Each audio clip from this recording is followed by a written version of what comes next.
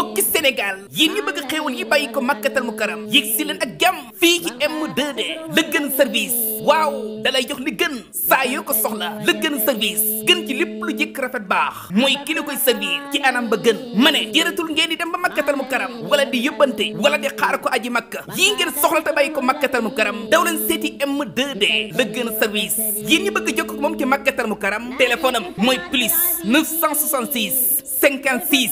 729 12 64 ba tey yéen ñi féete Sénégal woote leen ci 70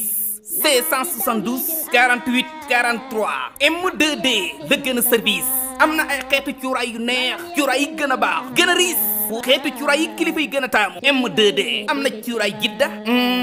man bëgg naa lii sax ba ci mboolem xeetu per waaw per yu jëkk te rafet baax ay per ngir seeni kurus ba ci per yi ngeen di jëfandikoo ci seeni jaaro ak ci seeni bag lépp mi ngi fii ci M2D Le Geun Service ñëwal te fekk fi li gën ci noo ko bëggee am na ay jaaro xeetu jaaro yu rafet te mucc ayib am na ay xeetu parfum bu la neex moo xam ngay góor wala ngay jigéen parfum boo taamu am na fii ci La Geun ba ci ay abaya góor wala abaya jigéen abaya yu jëkk mën a sañse mën a dem fu ne mën a jërëtu ngeen di jéggaan yi